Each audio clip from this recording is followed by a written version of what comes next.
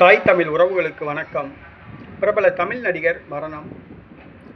நடிகை சிம்ரன் கண்ணீரஞ்சலி என்ற தலைப்பில் இந்த காணொளியை காண்கிறோம். பிரபல தமிழ் நடிகர் மரணம்.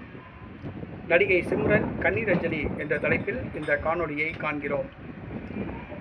கடந்த சில நாட்களுக்கு முன்பாக பிரபல தமிழ் திரைப்பட நடிகர், இயக்குனர், பன்முக வித்தகர் பாக்கியராஜ் காலமானார். 16 வயதினிலே என்ற திரைப்படத்தின் மூலம் பாரதி ராஜாவிடம் துணை இயக்குனராக பணிபுரிந்து திரையுலகத்துக்கு அறிமுகமானார்.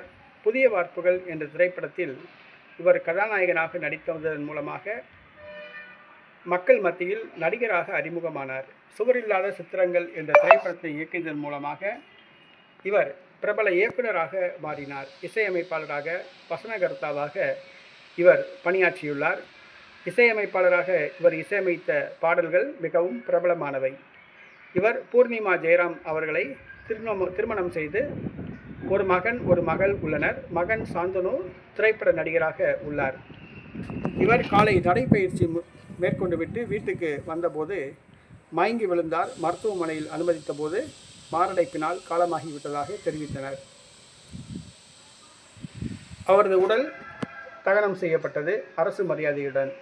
தற்பொழுது அவருடைய புகைப்படத்துக்கு வீட்டில் திரைப்பட கலைஞர்கள் சாறை சாறையாக வந்து இன்னும் அஞ்சலி செலுத்தி கொண்டு இருக்கிறார்கள். அதாவது அவர் மரணமடைந்த தினத்தன்று வர முடியாதவர்கள், வெளியூரில் உள்ளவர்கள் தற்பொழுது பாக்கியராஜ் வீட்டுக்கு வந்து அவருடைய படத்துக்கு மாலை அணிவித்து மலர் தூவி அஞ்சலி செலுத்துகிறார்கள்.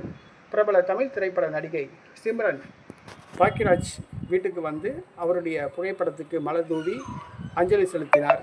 பூர்ணிமா ஜெயராமிடம் துக்கம் விசாரித்தார். கண்ணீர் விட்டு அழுதார்.